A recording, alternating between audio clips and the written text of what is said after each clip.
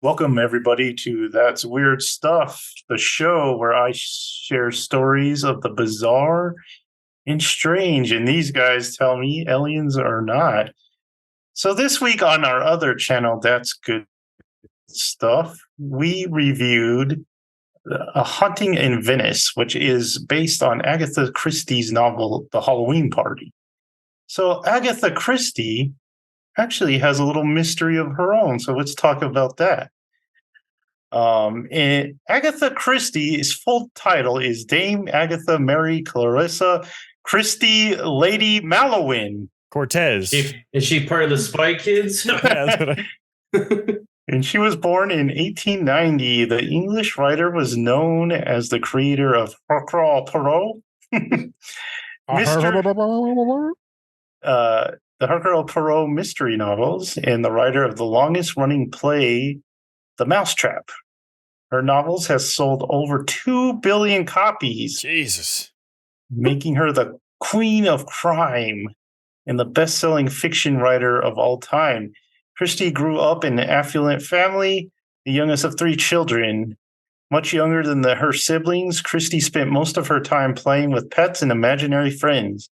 Christie started reading at the age of 4, and her first novel was published in 1920. Christie had interest in the spiritualism and the supernatural. Christie was married in 1913 and gave birth to her only child in 1919. Yeah. 1990. And that was a long birth. In April 1926, Christie's mother, Clara, died. The two had a close relationship, and her mother's death sent Christie into a deep depression. In August of the same year, it was reported that Christie suffered from a breakdown caused by overwork. In the same month, Christie's husband asked for a divorce, having fallen in love with someone else. After an argument, Christie disappeared from the couple's Sunningdale home. The next morning, her car was found near a chalk quarry with her expired license and clothes left inside. Christie's disappearance quickly became a media sensation. A massive search party was organized by police, and a reward of £100 was offered by a newspaper. The author, Sir Arthur Conan Doyle, contacted a spirit medium for help finding the missing woman using one of the author's gloves.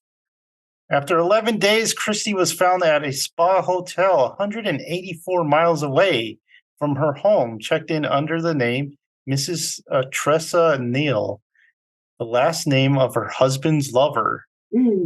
After spending a few days at her sister's home under guard and no contact from the outside world, Christie spent time away from the public at the Canary Islands. Christie's autobiography does not make any mention of her disappearance. Theories include a fugue state, and an attempt at revenge against her husband, and a nervous breakdown. So, the disappearance of Agatha Christie. Was it aliens? Was she abducted and just kind of missed time like you do when you get abducted? Or was it something more down to earth? What do you guys think? Jared, I'll let you go first. Not too sure on this one. I'm gonna throw a wrench in this, and I'm gonna say it is aliens. Abduction. They're like, we need good mystery books. We have none. All we have is space books. We need some space mysteries. So they beamed her up, made her write a ton of books, and then put her back in the spa. And that's why her kid was born in 1990, because she was in space for so long. Gave her a spa vacation for all her trouble. Thomas, what do you got for this one? It's hard to beat the alien. I'm gonna say aliens, because I mean I'm trying to think of anything that's like remotely funnier than aliens, and it just doesn't come to mind. So I think we're gonna go with that. I think Jared's right. They were just bored. They didn't have anything else to diversify their library. All they have is science fiction. They don't even have science fiction. That's just fact for them. That's just like modern reading. Yeah. Just need something actual. So she hold their might have interest. sold more than 2 billion copies. I mean, that's just Earth copies. How much we're did she talking send in about the universe? galaxy wide. Trillions. What are your Trillions. galaxy sales? Michael, why do you think Agatha Christie disappeared? I like that idea of like the murder novelist tries to commit a murder. That sounds super intriguing. Like you're saying, trying to get revenge or whatever. The weird thing that she was under the name of what was his lover or whatever. Her last name or something. Her last name, yeah.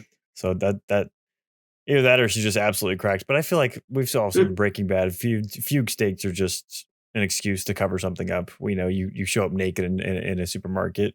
We've all seen it done. Yeah, I like that idea. That'd be an interesting mystery novel to write. Would be about an author who tried to kill someone. Again, I mean, I'm sure that has been done a bunch of times, but be interesting. I like that. Wasn't there a Hey Arnold episode based off of, like, his favorite author was based off of Agatha Christie? I think so. I think And it's Murder on the went Orient missing Express, right? Was it? Yeah. I think so.